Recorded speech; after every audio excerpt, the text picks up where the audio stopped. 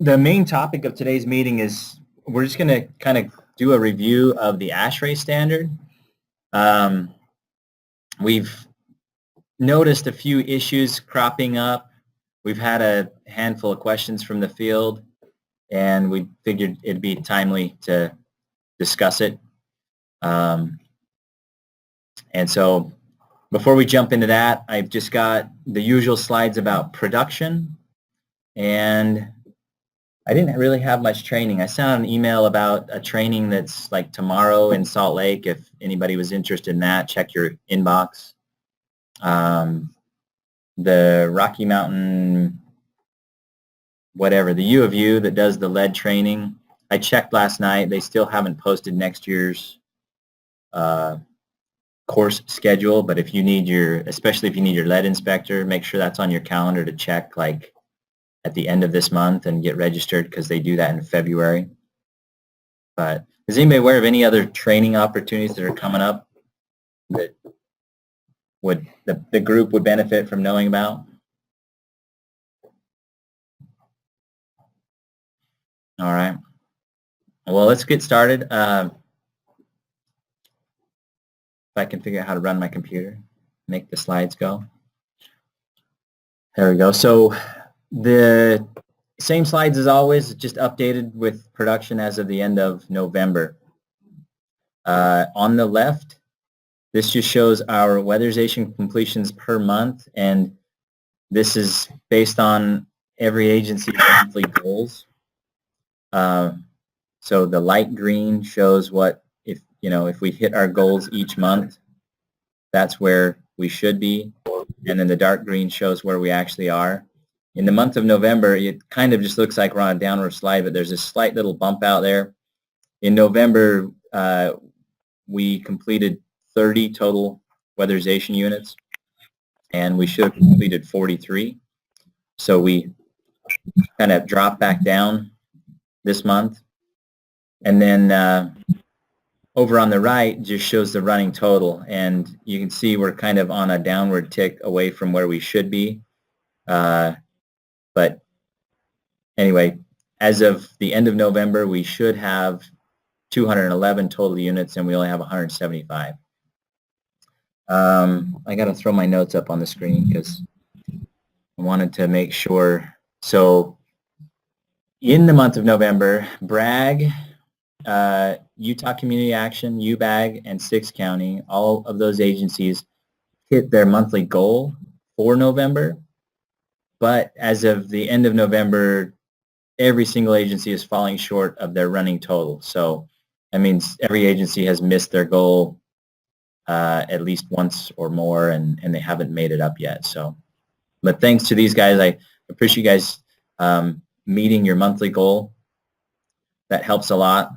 But we do, sometime during this year, we're going to have to make up some of those units that we haven't got yet. So please do all that you can to try and get that extra unit or two in each month as we continue on down the road. Make sure that you're adding that to your monthly goals so that you're making up any units that you may be behind. So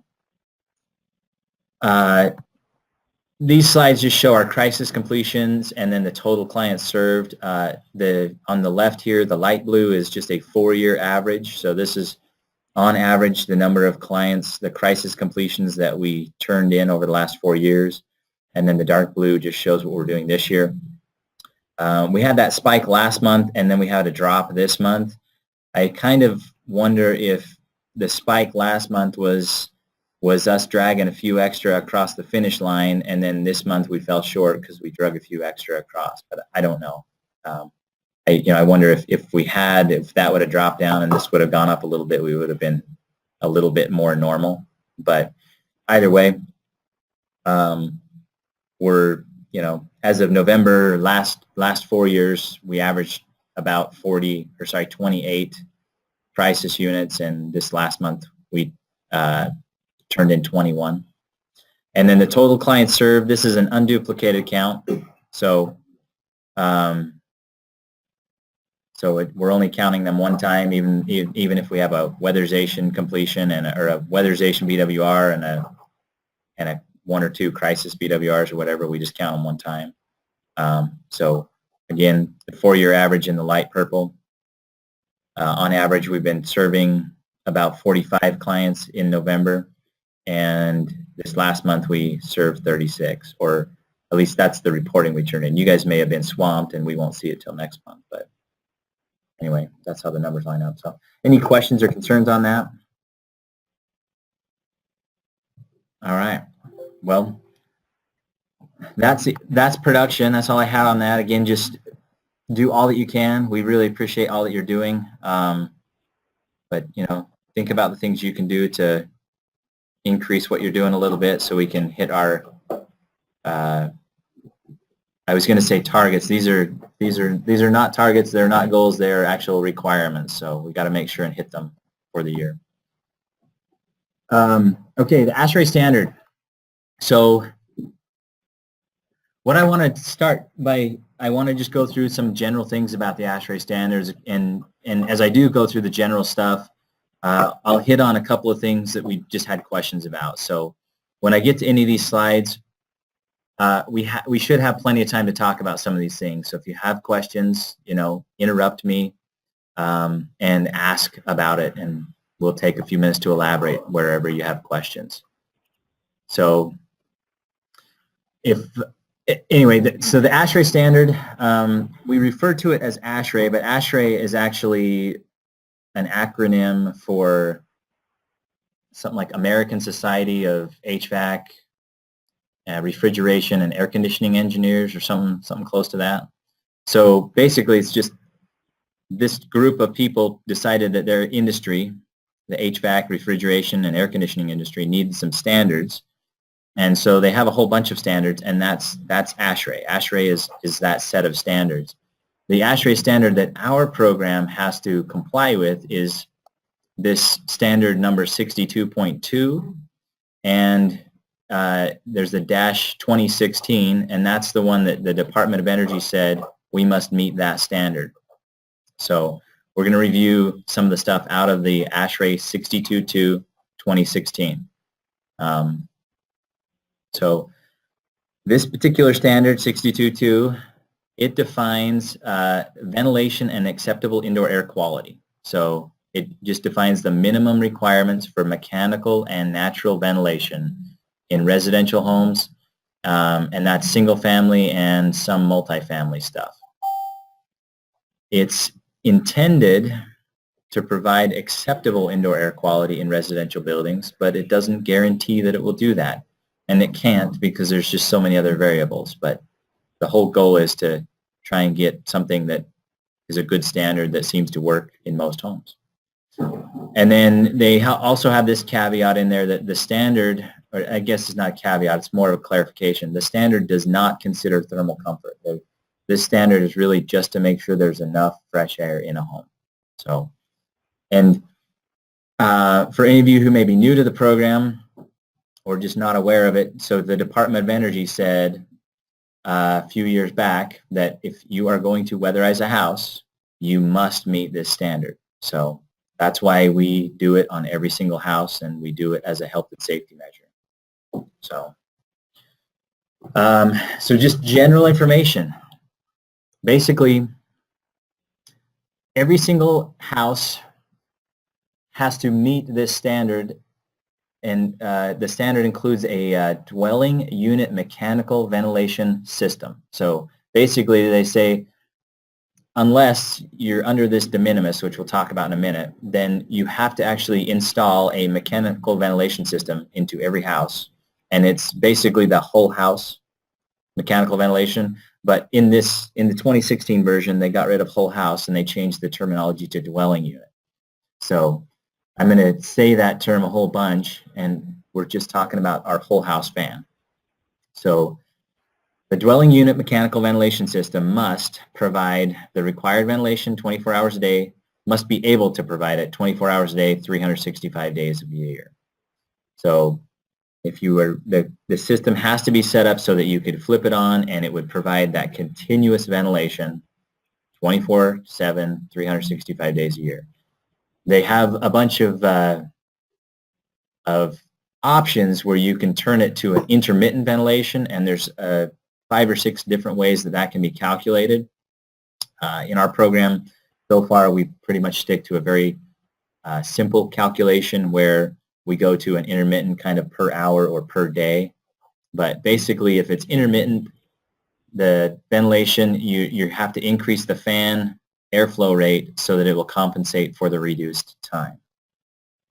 So a quick example of this would be if we have a house that we did the math and the ASHRAE standards would require us to have 50 CFM of continuous ventilation. Well, if we only wanted to run that, instead of running that fan constantly, if we wanted to run it for 30 minutes out of every hour, then you'd have to increase the airflow rate up to 100 CFM.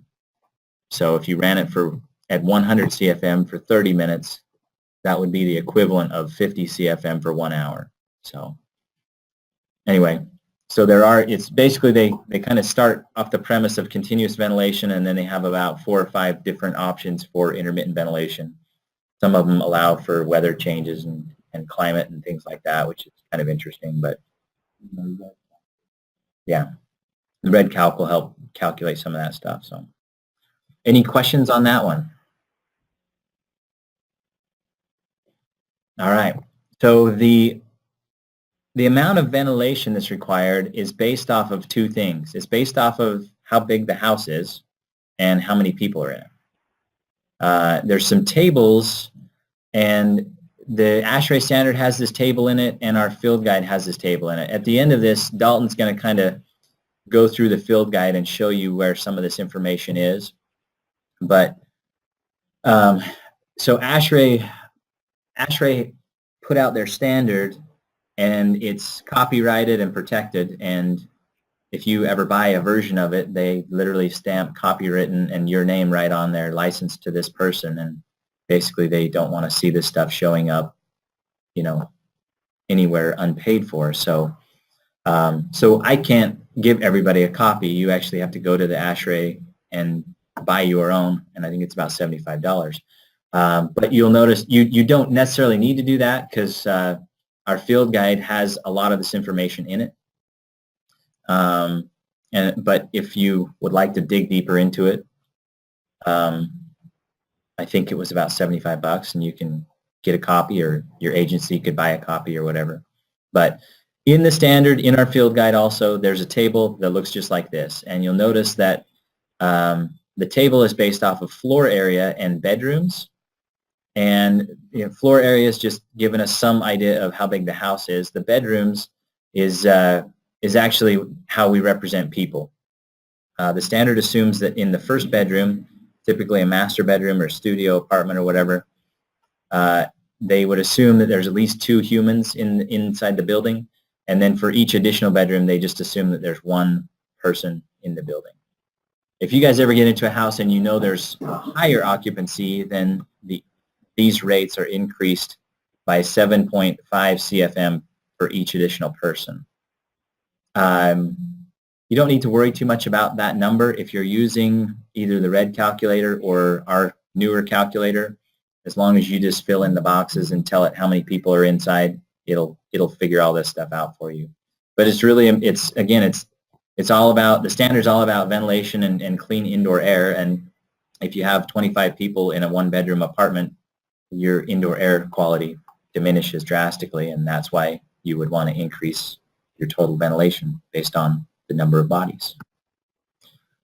I mentioned this a minute ago, this de minimis for existing dwellings. Basically, if you run all the numbers, if you run the calculator, and there's less than, or 15 CFM or less required, so it says that your total dwelling unit ventilation required is 15 CFM or less, then you don't have to install that ventilation. So they, instead of putting that cutoff at 0, because I'm sure somebody said, well, you really want me to install a fan to ventilate 3 CFM an hour? So they decided to have that cutoff at 15 CFM. So, and our calculator takes care of that for you. Typically, as soon as you drop below that 16 CFM, I think the red calc does the same thing. It just, a note comes up and says that you're not required to install the whole house or the dwelling unit ventilation. There's some specific requirements about control and operation that we need to cover. This is where we're starting to see a few errors out in the field, and so please take some time. And Dalton he can probably refer to exactly where it's at in the field guide later if you want to kind of walk back through this, but make sure that the systems that you guys are installing meet this standard. So your dwelling unit ventilation system, your whole house system, must have a readily accessible manual on-off control.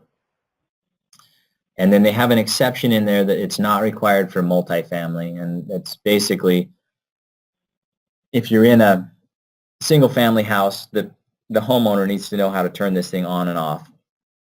In multifamily, it doesn't need to be accessible for every one of the residents to turn on or off. It really just needs to be accessible for, you know, the multifamily owner or their maintenance or whatever to take care of. In the ASHRAE standard, they have a definition for readily accessible, and that is capable of being quickly and easily reached for operation, maintenance, and inspection. So here's some examples of some of the controls that we're seeing out in the field. And I guess this one is still, even with this definition, is still open a little bit for interpretation, but I feel pretty comfortable arguing that all of these are capable of being quickly and easily reached for operation, maintenance, and inspection. Some might argue that this smart exhaust switch, having to remove a couple of screws, may not meet that, but again, I feel pretty comfortable with it. Does anybody have any major issues with that? There is a reference in the ASHRAE standard to using the breaker switch as the switch in the panel. So it basically, the standard is kind of saying that would be allowable too, because it is capable of being quickly and easily reached for operations, so it meets that standard. There was also just a note, whenever you have some of these other automatic controls on your demand, when it is demand controlled exhaust. So basically, if you're walking into a bathroom, demand controlled means there's a switch on the wall for the homeowner to flip on and off. Any automatic control devices, including but not limited to the following, shall be permitted, provided that they do not impede the manual on-off control. So, and then it lists humidity sensors, shut-off timers, occupancy sensors, multiple speed fans, combined switching, IAQ sensors, etc.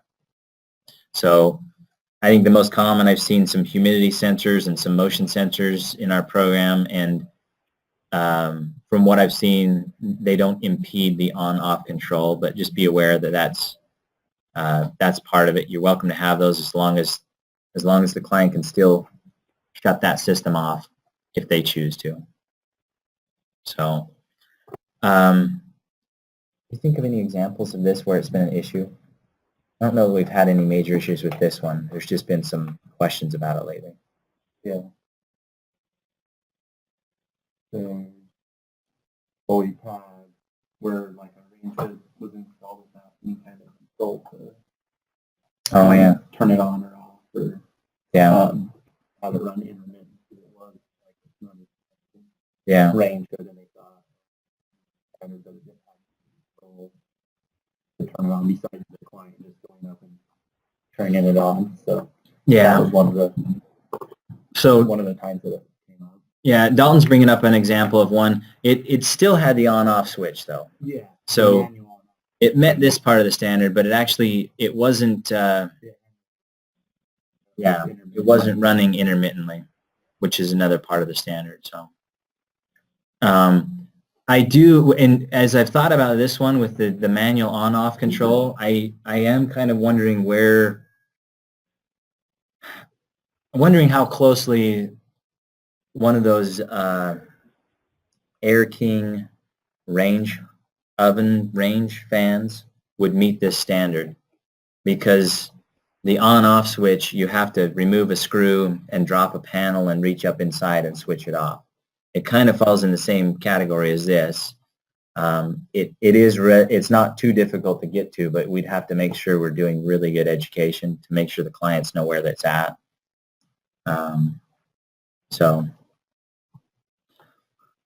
And speaking of client education, so the ASHRAE standard requires that written information on the basic ventilation concept being used and the expected performance system must be left with the homeowner. And these instructions, and so again, they're using the term written information, and these instructions must include how to operate the system and what maintenance is required.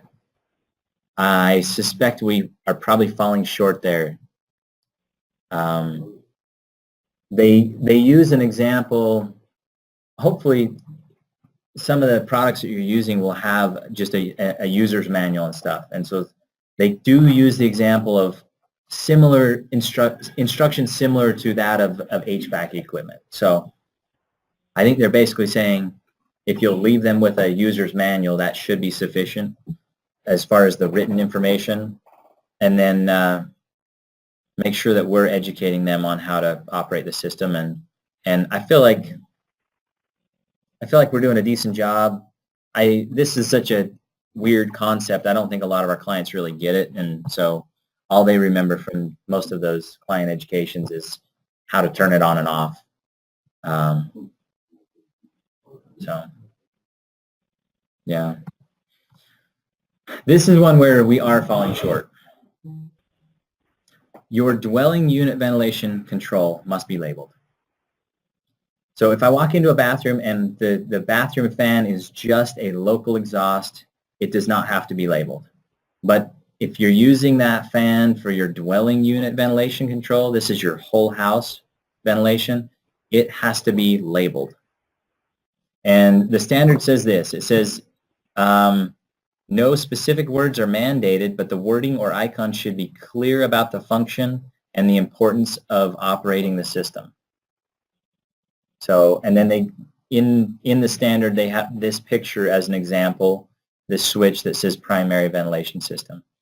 One of the fans I noticed, or I had heard, one of the fans came with some stickers, and but I haven't really seen those being installed lately. I don't know if we stopped buying that fan or what, but the stickers that I saw were just a clear plastic sticker with some words on it like that you could stick onto whatever switch. So if you don't have anything like that, you need to get something printed and start using it.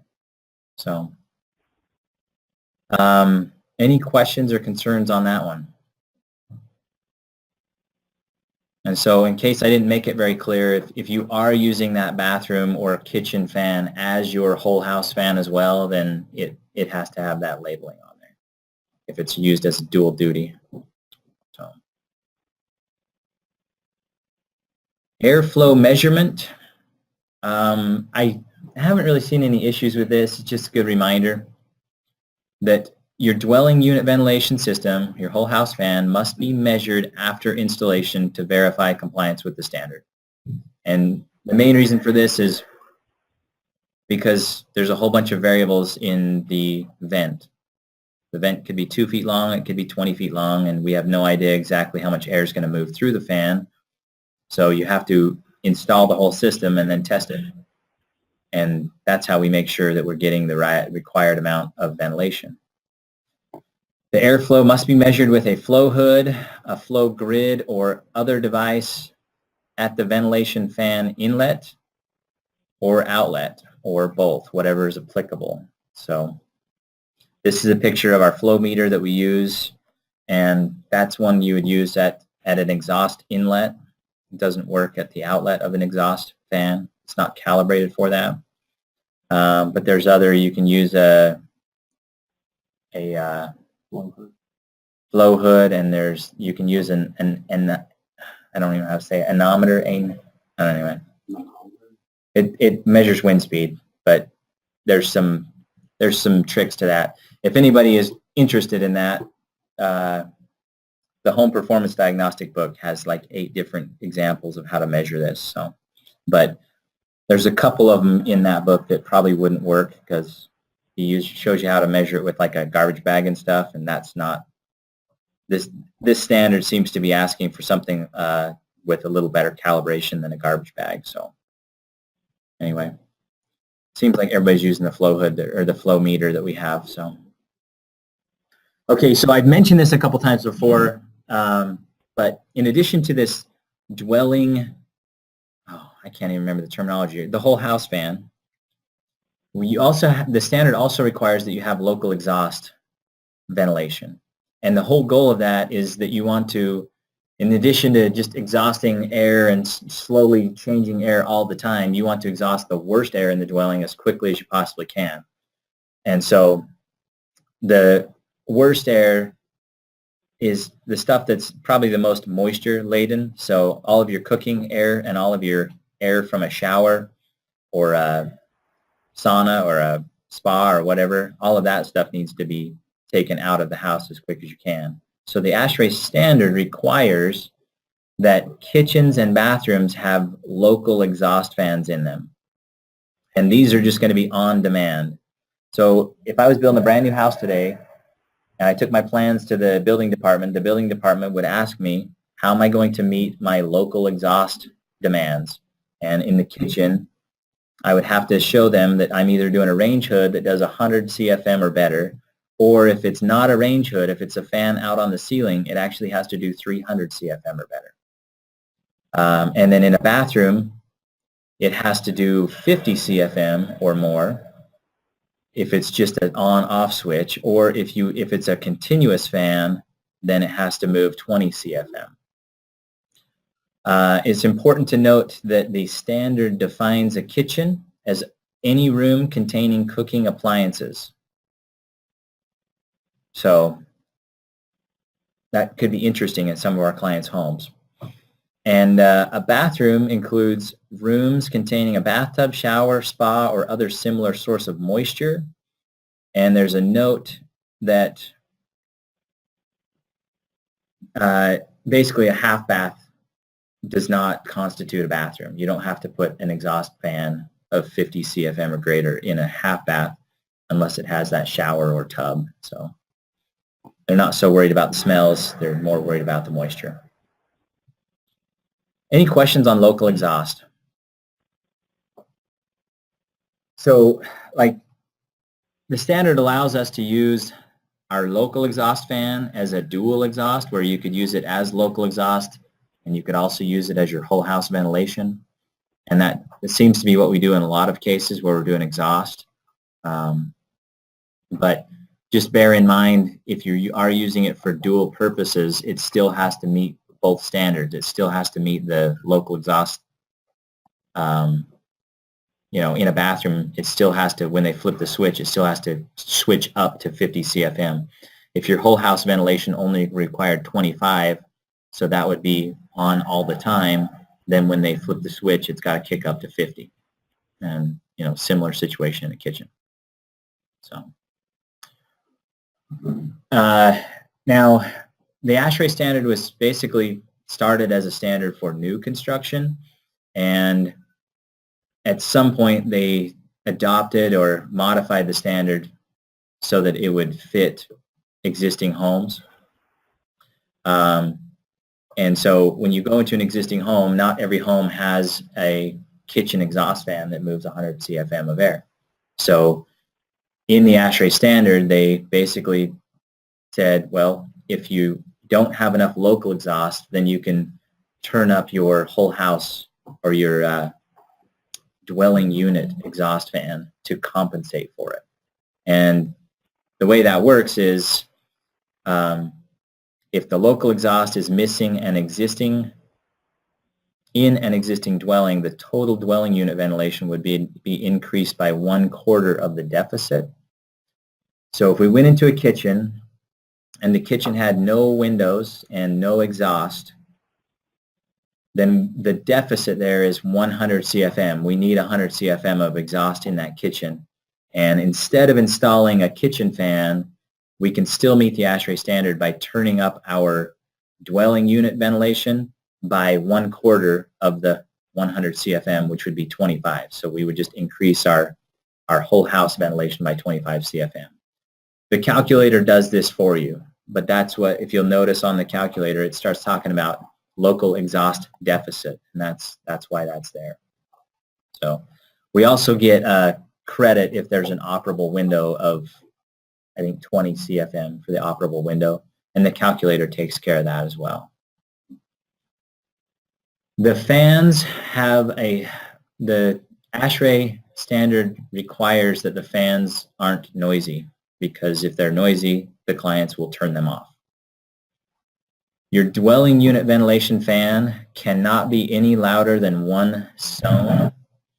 A SON is like this really technical measurement of noise, and the only way to measure it is in a lab. So the SON measurements, that's going to come from the manufacturer. It's going to be printed on the box. And you have to be careful because the standard says that your dwelling unit ventilation fan has to, so if it has to operate at 90 CFM of continuous, that's what is required. That has to be rated to be less than 1 SON at that 90 CFM. So whatever your setting is, you have to be below 1 SON when you meet your whole house ventilation. If you're doing continuous local exhaust, so remember the bathroom, you can do continuous local exhaust at 20 CFM. If you're using a bath fan to do that, that also has to be at or below 1 SON. So those two things have to be 1 SON or less. If you're installing a new exhaust fan and it's local exhaust, then, and it's not going to be used for your dwelling unit ventilation, or it's not going to be continuous, it can be up to 3 SONs. And again, I think a lot of us should be familiar with that. There's typically somewhere in the manufacturer's specs, it will list the SON rating and the different speeds at those different SON ratings. So there's an exception, there's a couple exceptions to this rule, which are important to understand because they can help with your ASHRAE strategies.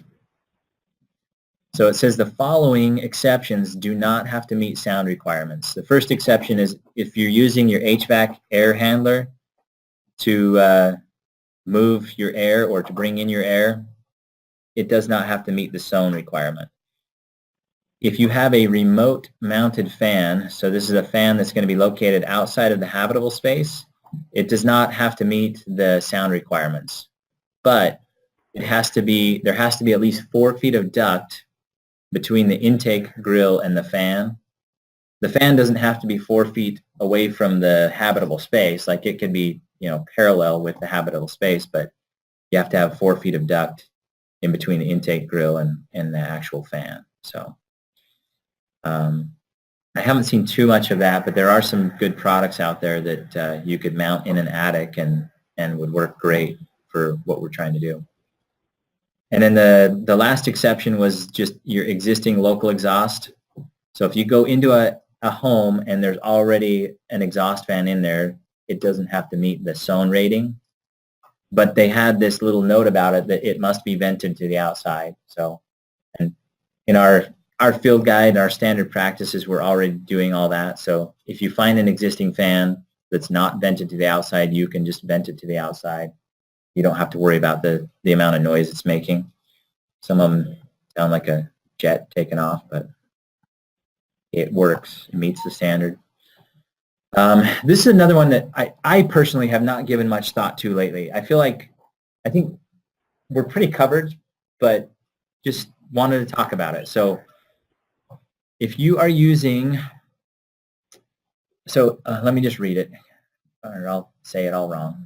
Mechanical systems that supply air to an occupiable space through ductwork exceeding 10 feet in length and through a thermal conditioning component shall be provided with a filter having a designated minimum efficiency of MERV 6 or better. So if you are using a mechanical system that supplies air through ductwork and through a thermal conditioning component, through a furnace, right? If you're bringing in makeup air and you're running it through your furnace, it shall be provided with a filter that is MERV 6 or better. So make sure your filters in your furnaces, if you're doing a makeup air system for ASHRAE, you got to have a MERV 6 or better. Do the 1-inch filters meet that? Yeah, I believe most of them are. Okay. And then the system shall be designed such that recirculated and mechanically supplied outdoor air is filtered before passing through the thermal conditioning components. So your makeup air has to go through the filter before it goes into the furnace. And then, you know, this is just industry standard as well, but the filter shall be located and installed in such a manner as to facilitate access and regular service by the owner. So haven't seen any issues with it, but I've kind of forgotten about this one and I haven't been looking. So make sure that your stuff meets that. Okay, so here's some stuff that for me has brought up some questions. In the ASHRAE standard, they kind of set their own standard for how far away stuff should be from these air inlets, but then they defer to some HVAC industry standards as well. So this is one I just want to read through also. So it says air inlets that are part of the ventilation design shall be located a minimum of 10 feet from known sources of contamination, such as a stack, a vent, exhaust hood, or vehicle exhaust. The intake shall be placed so that the entering air is not obstructed by snow, plantings, or other materials. So just kind of interesting to think about each one of those. If you had like an exhaust hood, so you're just the exhaust hood out of your kitchen, your air inlet supposed to, you don't want it to be close to that because you're dumping a bunch of moisture-laden air out and you wouldn't want to suck it right back into the house. Same thing with vehicle exhaust or, you know, our combustion from some of our HVAC equipment. But I guess for myself, I've always just been thinking HVAC stuff. I hadn't really thought about the bathroom fans and the kitchen fans would be a source of contamination. So keep an eye on those. Your forced air inlets shall be provided with rodent insect screens, mesh not larger than 1/2 inch. So have to have some sort of a mesh there. I haven't really noticed any issues with that. But ASHRAE's standard was 1/2 inch there. And then they have exceptions. These three, there's actually a couple other exceptions, but these were the ones I wanted to specifically talk about. So the first one says ventilation openings in the wall may be as close as a stretched string distance of 3 feet from sources of contamination exiting through the roof or dry air exhausts. So this one took me a little thinking because I wasn't sure how you'd get a stretched string from a wall to the roof, but I'm assuming this is where you have a wall that's, you know, a roof butts up against the wall. So you got to make sure that, you know, on a multi-level house or something where you may have a step down in the roofing and then it butts up against a wall, you could run into this where you have to be at least 3 feet away from sources of contamination exiting through the roof if your fresh air inlet is up on that wall. And then they also specify those dry air exhausts. Number 2, no minimum separation distance shall be required between windows and local exhaust outlets in kitchens and bathrooms. I just thought that was interesting. And number 3, the vent terminations covered by and meeting the requirements of the International Fuel Gas Code. So basically, if the International Fuel Gas Code allows for something different, then, you know, they would defer to that versus their own standard.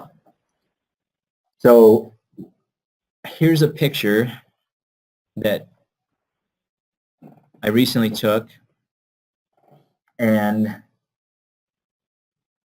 I had to send it to Wade, and I just asked Wade, like, is this sufficient? So in this picture, this grill on the left is the ASHRAE, the fresh air intake. And what's the right term for that? The makeup air, or the, is it forced or forced air inlet? So this is a forced air inlet. And then we have the intake on our sealed combustion furnace, and we have the exhaust on our sealed combustion furnace. Does anybody have any concerns about this one?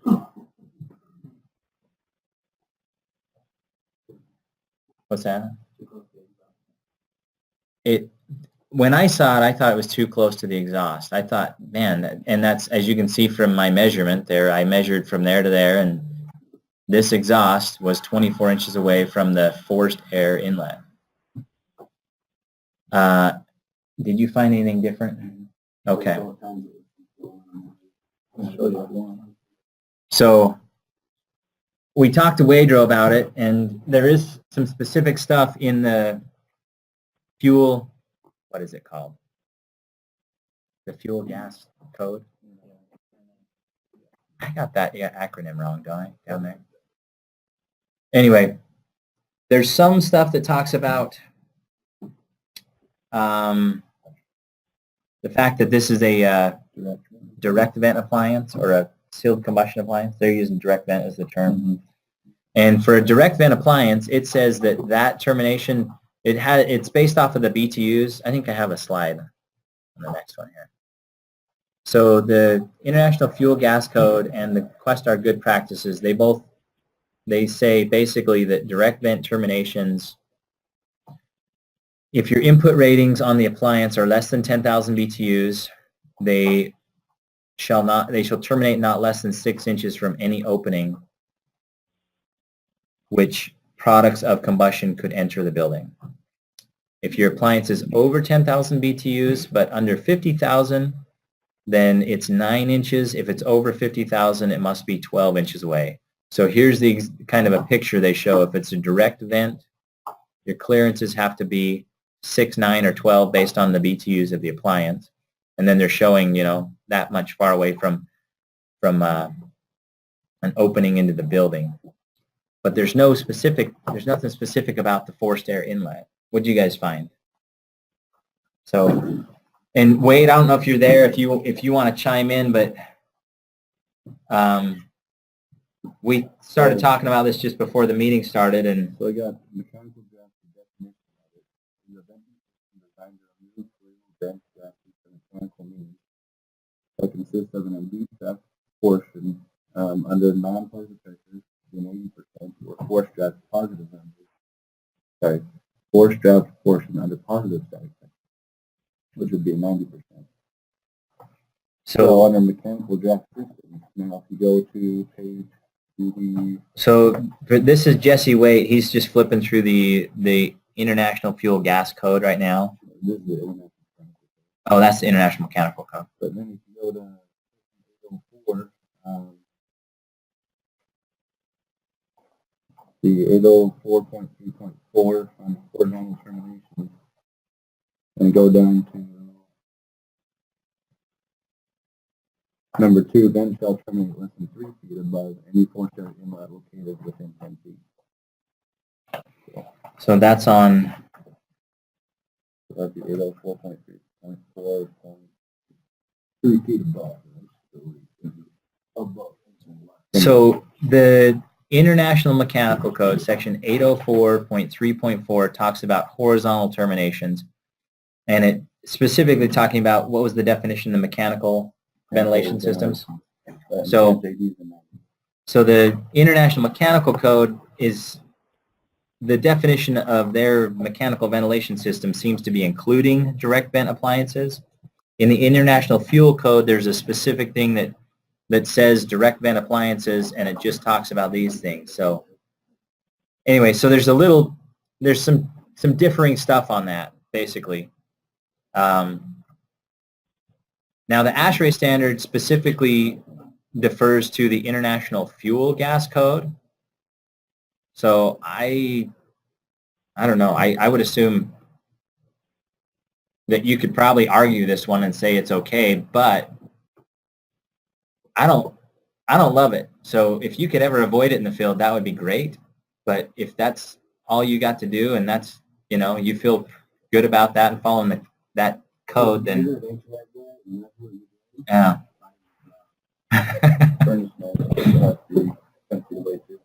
Yeah. So I don't, you guys probably can't hear Nathan here, but Nathan just mentioned something about snow, and that was something I forgot to measure on this one. So how much clearance should we have from the ground up to the bottom of our fresh air? I've seen 12 inches in some stuff, but we're up in Logan today, and these guys are saying 2 feet, which makes a lot of sense for Logan. So yeah, that's If we just put a 90-degree up and ran that up, that would be a little bit better. Does anybody else? So the other thing that's probably not shown in this picture is that this was a driveway, and the lady's car was parked right next to this. And so just stuff to think about. You don't want to be sucking in exhaust, especially if you're in a cold area where somebody's going to go outside and fire their car up and leave it running for a little while to warm it up. So just be aware of it. It's all part of the equation when you're trying to figure out where your air inlets are going to go. Be smart about it. But on this house, this was like they had limited options here. So anybody out there have any questions or concerns about this one?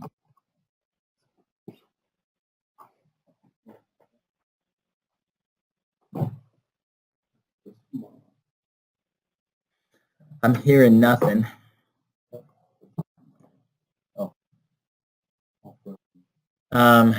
Couple of last things on this, and then we'll take a minute to flip through the field guide and just show you where some of this stuff is. So the ASHRAE standard, it also, along with some of our other standards, it talks about how if we are venting our ducting, anytime that ducting goes outside of the thermal envelope, it must be insulated. So we do that in our program. The ducting should be rigid, and I don't know if you guys if there's good products out there, but in the ASHRAE guidance and in our field guide and in a few other things I saw, it talks about doing like a bigger swoop on this stuff, so it's still rigid, but just so you don't have the hard 90s and the hard 45s. I don't know if there are good products out there for that. Yeah, you can. But the way we kind of is running rigid and just being a side and flipping that over your rigid. Yeah. Works really good because then you're not worried about it ever kinking or anything like that. That's the best benefit. Yeah, I came across some stuff where it's saying you're rigid instead of doing the tight 90. You're doing, in plumbing they call it like a street sweep or something where the radius is bigger. But anyway, just if you can get elbows that have a bigger, wider radius, then it goes around the corner smoother. But anyway, the standard just says it should be rigid ductwork and it must be supported properly. So. Hey, when they use words like should be, does that mean that if you come into an area where you really can't do it that way, that you can do whatever you can just to make it work? Yeah, the ASHRAE standard specified that it should be, but that flexible stuff is allowable in some areas. What, Dalton, what do you think? Yeah, there are kind of too tight in an area to work with. And so, but if you do use flat, you got to still make sure that's tight, not kink, not, blowing anyway. So the best practice, again, is to use rigid. So if it's in an area where it's like clearly opened up, you could have got in there and worked with it, and you're not, then it, it could become an issue. It's just going to be a more long-term solution. So. Other things that, as I read back through the standard, it was just kind of interesting was that the ASHRAE standard requires all of these things. So the ASHRAE standard requires CO alarms in every home regardless of appliance type. So if there's not a single combustion appliance in the house, you still have to put a CO detector in the house. It requires that your dryers must be ducted outside. Again, the ASHRAE standard is all about your indoor air quality, and you don't want to dump a bunch of moisture in the house. So in order to meet the ASHRAE standard, all of the dryers must be ducted to the outside. The attached garages must be air sealed. And the ASHRAE standard doesn't specify like any zonal reading or any, number of air changes or anything like that. It just says it has to be reasonably tight between the house and the garage. And again, the whole idea there is to keep the contaminants from the garage from coming into the house. And they understand that when you're doing ASHRAE, you're in a lot of situations, you're going to put the house under negative pressure. And so you could be drawing those contaminants in.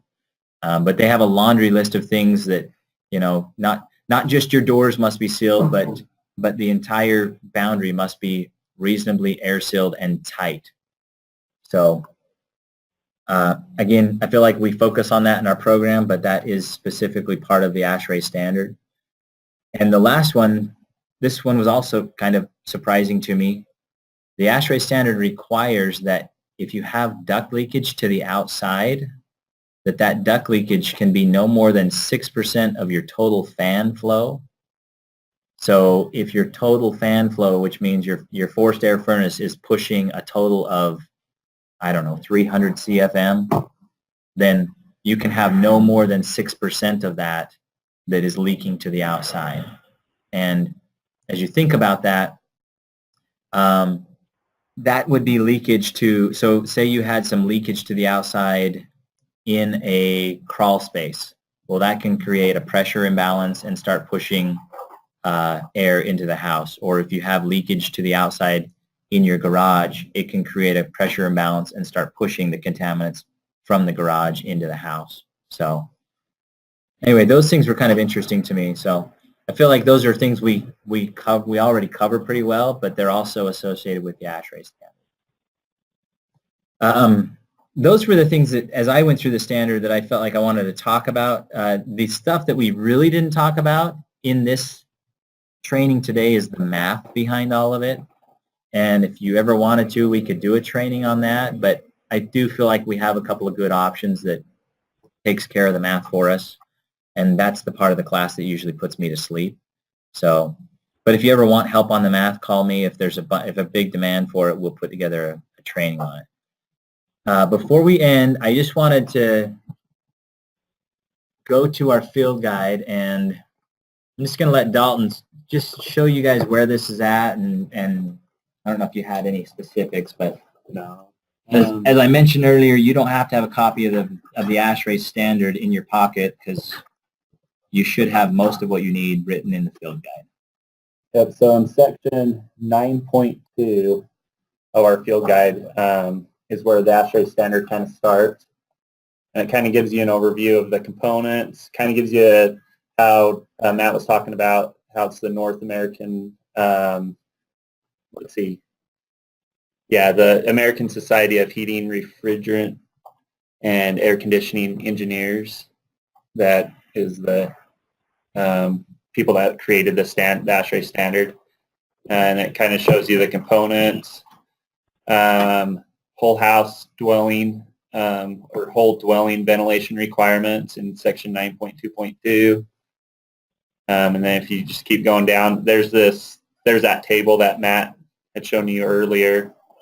Gives you the fan airflow, CFM formula. And then in 9.2.3, you got local exhaust ventilation requirement. So it kind of covers most of the ASHRAE standard. You got measuring your airflow, fan duct specifications, fan specifications in 9.3. And so it just it covers about everything that we did today. It covers your, right there, you got to supply a MERV6 filter when you're ducting in, bringing in ventilation from the outside. It talks about your termination fittings, about having them screened, and then duct sizing. When you're choosing what size duct you're going to use, here's a little chart that can kind of show you what the airflow through that size of duct, to make sure you're choosing the right size. And so, yeah, that's the section 9 or chapter 9, and then down through 9.5, you got whole dwelling ventilation systems. 9.5.1, it talks about exhaust ventilation. So I just wanted to show you guys where that is in our field guide. I feel like Matt covered everything pretty well, so it would be a repeat if I read to you guys through that. But Cool. Does anybody have any questions out there about ASHRAE that we didn't touch on today, or maybe that you just like clarification on?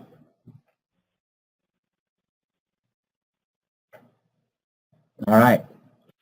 Well, if you guys do run into questions, I do field a few questions from time to time. If you need help from others, let me know.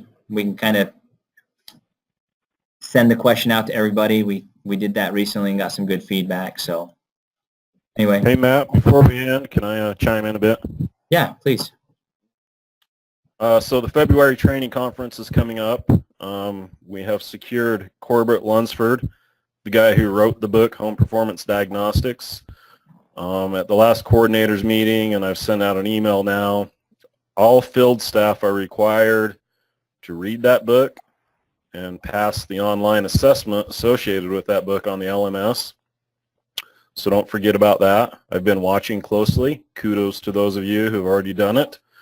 There are people who have not even logged into their LMS account yet. So any of you coordinators are online, make sure you're getting your people to get that done. We want everybody to have gone through that book before Mr. Lunsford gets here. And then on day 2, we have 2 nationally renowned instructors on client education. So again, just a reminder on the HPD book and passing the quiz on the LMS. If you do not have an LMS account, please contact me. That's all I got. Cool.